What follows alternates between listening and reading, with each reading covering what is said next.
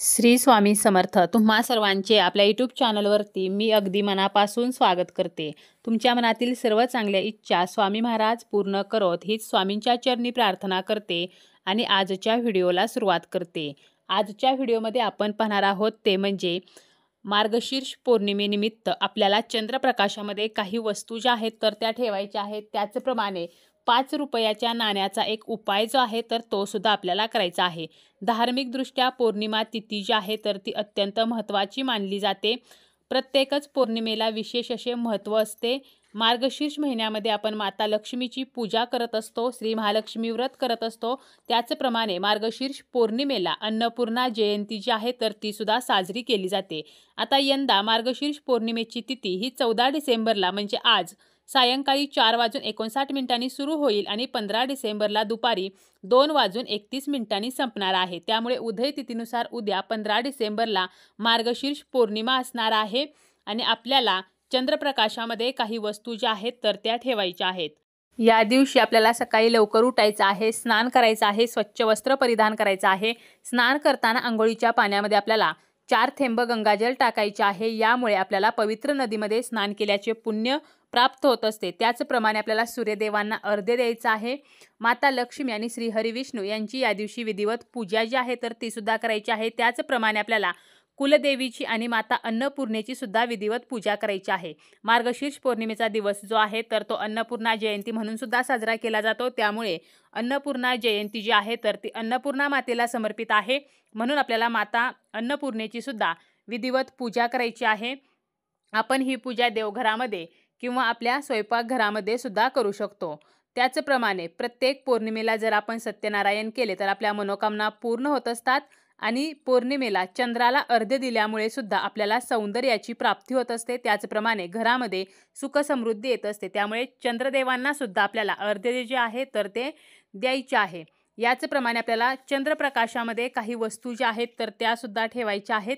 आता पौर्णिमा तिथी जी आहे तर ती आज सायंकाळी सुरू होणार आहे आणि उद्या दुपारी संपणार आहे. त्यामुळे या ज्या वस्तू आहेत तर त्या तुम्ही आज सुद्धा चंद्रप्रकाशामध्ये ठेवू शकता आणि उद्या जरी ठेवल्या तरी सुद्धा चालतील, कारण उदय तिथीनुसार पौर्णिमा जी आहे तर ती उद्या असणार आहे.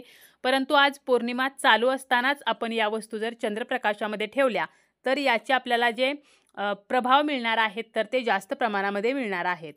आर्थिक समस्या नष्ट व्हाव्यात, पैशासंबंधीच्या अडचणी कमी व्हाव्यात, त्याचप्रमाणे माता लक्ष्मी घरामध्ये स्थिर व्हावी, आपल्या घरामध्ये पैसा टिकावा, तर यासाठी 5 रुपयाचं एक नाणं घ्यायचं आहे. त्यानंतर आपल्याला एक चांदीची किंवा तांब्याची किंवा पितळेची किंवा स्टीलची वाटी किंवा वाटी नसेल तर छोटा पेला घ्यायचा आहे आणि आपल्याला त्यामध्ये कच्चे गाईचे दूध जे आहे तर ते घ्यायचे आहे. आणि देवघरासमोरच आपल्याला बसून हे जे नाणं आहे तर ते नाणं एका तामणामध्ये ठेवून आपल्याला माता लक्ष्मीचा कोणताही मंत्र म्हणत या नाण्याला अभिषेक करायचा आहे. स्वच्छ पाण्याने, पंचामृताने किंवा दुधाने सुद्धा आपण अभिषेक करू शकतो. आणि यानंतर हे नाणं आपल्याला कोरडं करायचं आहे आणि आपण ज्या पेल्यामध्ये किंवा ज्या वाटीमध्ये दूध घेतलेलं आहे तर ही वाटी आपल्याला लक्ष्मी मातेच्या मूर्तीसमोर ठेवायची आहे. आणि हे जे नाणं आहे तर ते आपल्याला उजव्या हातामध्ये घ्यायचं आहे. त्यानंतर 16 वेळेला किंवा 16 वेळेला शक्य नसेल तर 3 वेळेला महालक्ष्मी अष्टकम आपल्याला म्हणायचं आहे. यासोबतच आपल्याला ओम नमो भगवते वासुदेवाय नमः हा मंत्रसुद्धा 108 वेळेला म्हणायचा आहे. आणि हे नाणं जे आहे तर ते आपल्याला त्या दुधामध्ये टाकायचं आहे आणि हे सर्व असंच दिवसभर लक्ष्मी मातेसमोर राहू द्यायचं आहे.